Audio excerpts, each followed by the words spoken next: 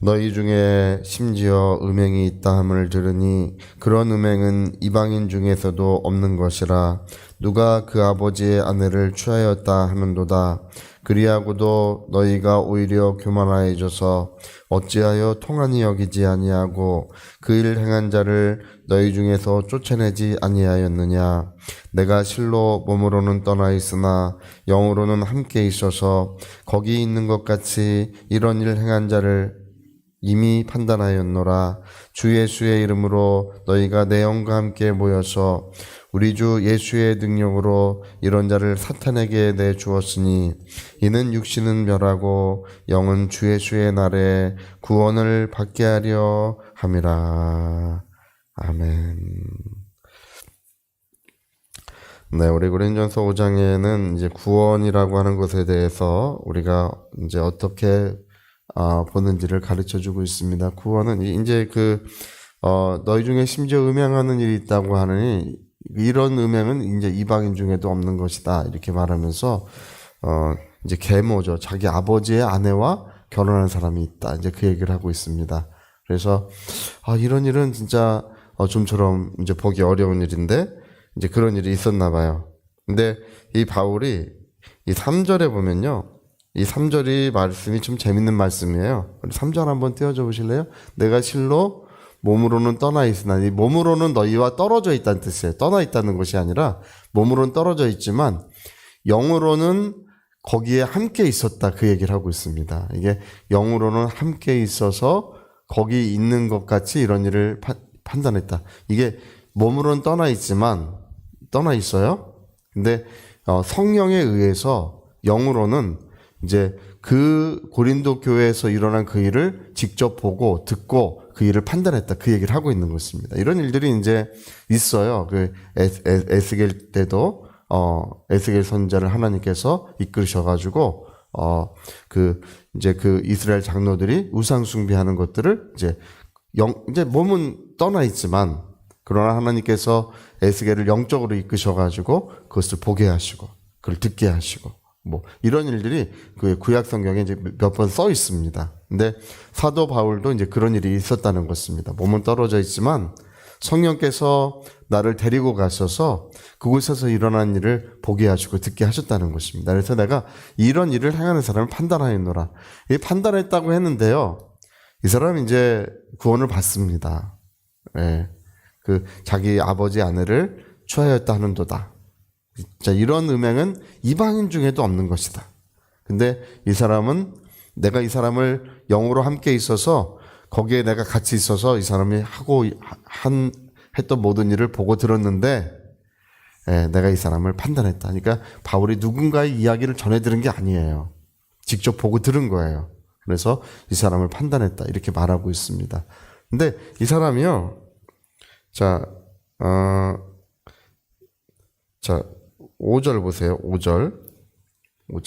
이런 자를 사탄에게 내주었으니 할 때 이 사탄에게 내주었다는 것은 이제 이 사람의 이제 목숨이 이제 생명이 이제 끝이 났다, 그 얘기를 하고 있는 것입니다. 그래서 아나니와 삽베랴처럼 이제 이 사람의 영혼을 이제 거두신다는 거예요.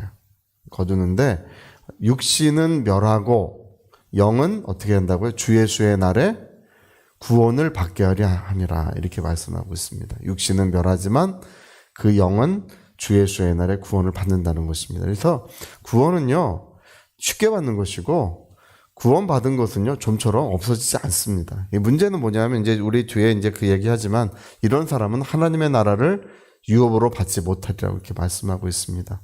여러분, 우리 신앙의 목적은 구원받는 게 신앙의 목적이 아니고요, 하나님의 나라를 상속받으셔야 합니다.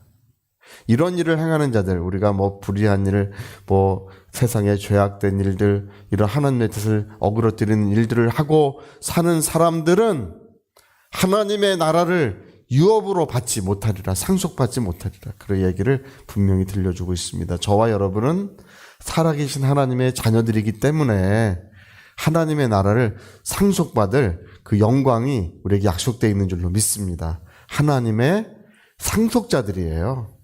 근데 상속이 이루어지지 못하는 이유는 뭐냐면 이런 죄악된 삶을 살면 상속을 받을 수 없다는 것입니다.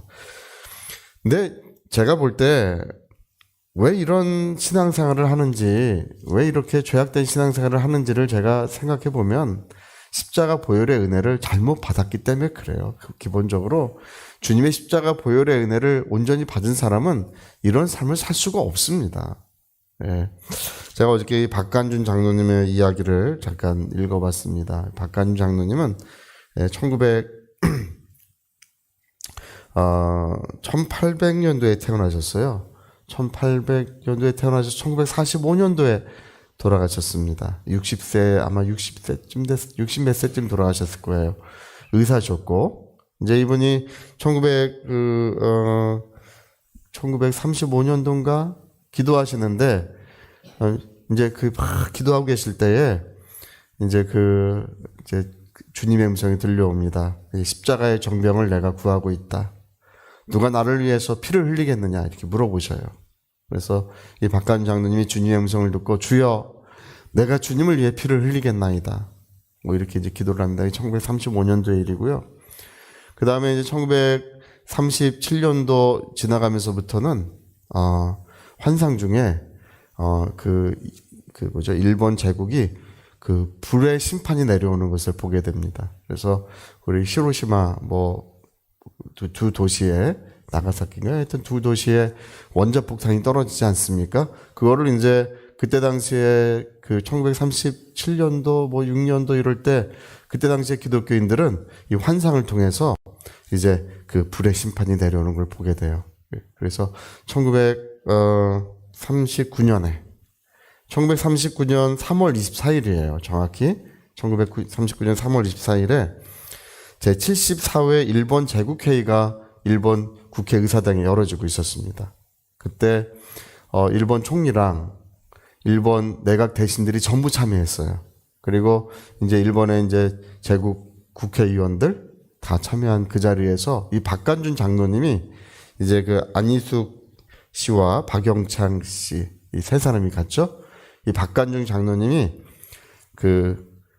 신사참배를 반대하는 그런 말을 하면서 이 두루마리에 불의 심판이 내려올 거라고 하는 두루마리를 그걸 딱 써가지고 뭐라고 이제 얘기를 했냐면 에호바 가미 사마노 다이시메이다 이렇게 얘기했어요.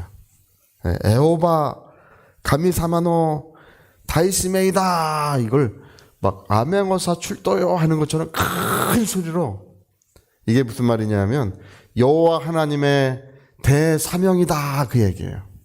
여호와 하나님의 대사명이다 하면서 이 두루마리를 던져가지고 사람들이요 일본 내각 총리나 대신들이 막 소스라치게 놀랐어요. 거기 제국 무슨 폭탄이나 던지는 줄 알고 깜짝 놀랐어요. 그런 게 아니라 이제 거기에는 회개하지 않으면 불의 심판을 받게 될 것이라는 그런 글귀가 써 있어요.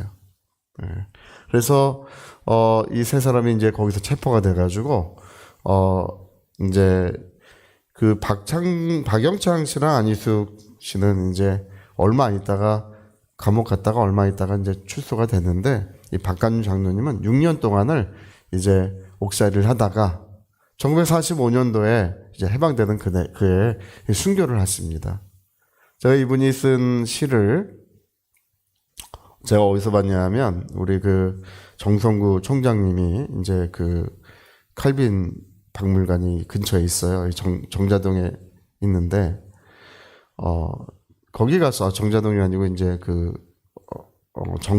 정자동 맞습니다. 정자동에 있는데 제가 거기 가서 그걸 봤어요. 그래서 그 시가 칼빈 박물관 들어갈 때 12자의 죽을 사자를 사용한 시. 그런 시를 처음 봤어요. 12자의 죽을 사자를 12번 사용한 시예요, 그게. 이제 순교하기 전에 쓰신 시예요. 한번 읽어볼까요? 저 시입니다. 순교하기 전에 쓰신 시인데요. 우리 같이 한번 읽어볼까요? 일생일대에 한 번 죽음이 있으니 어찌 죽을 때 죽지 않으리요. 이게 이제 일생일대 한 번 죽음이 있으니 죽을 때 죽어야 된다는 것입니다. 그래서 그대 홀로 죽을 때 죽었으니 천추에 죽었어도 죽지 않았도다. 여러분 주님의 뜻대로 죽으면 죽은 것이 아니라는 거예요. 영생 복락을 얻게 하신다는 것입니다. 근데 죽을 때가 와서 죽지 않으면 살아 즐거움이 죽음만 못하리라. 죽을 때 죽지 않으면 살아서 즐거움을 누린들 뭐하냐는 거예요. 그러면서 예수가 나를 위해 죽었으니 내가 예수를 위하여 죽으리라. 제가 이 시를 칼빈 박물관 들어가는 그 지하 들어가는 곳에 이렇게 액자에 걸려 있는데 아마 박관준 장로님 그 아드님이 쓰신 시예요. 그 시를 박관준 장로님 직접 쓰지 않고 아마 감옥에서 그 아드님한테 가르쳐 드린 것 같아요. 그래서 아드님이 아버님이 남겨준 시를 이렇게 직접 손으로 쓴 거를 거기다 이제 걸어놨습니다. 근데 들어갈 때마다 막 울컥울컥해요. 마음이 얼마나 감동이 되는지 모릅니다. 그리고 이분은 이제 1945년도에 정말 순교하시고 주님께로 가셨습니다. 여러분, 우리는 거룩한 믿음의 발자취를 쫓아가야 합니다. 주님의 십자가, 누구든지 나를 따라오려거든 자기를 부인하고 자기의 십자가를 지고 나를 쫓아와야 한다고 하셨습니다. 누구든지 살려고 하는 자는 죽을 것이지만 나를 위하여 자기 목숨을 버리고자 하는 자는 영생을 얻게 될 것이라고 예수님 약속해 주셨습니다. 여러분, 주님이 오시는 그날까지 또는 우리의 생이 마감되는 그날까지 우리 주 예수의 거룩한 발자취, 십자가의 발자취를 쫓아가시기를 꼭 부탁드리겠습니다. 저희 같이 한번 기도하시겠습니다. 우리 박관준 장로님은 이제 순교를 앞두고 계시면서 죽을 때 죽어야 한다. 사람이 한 번 죽는데 죽을 때 죽지 못하면 그것이 아무것도 아니라고 하면서 예수를 위하여 나는 죽으리라고 작정하고 이제 순교를 하셨습니다. 주님, 우리가 주님의 발자취를 따르게 하여 주시옵소서. 같이 기도하시겠습니다.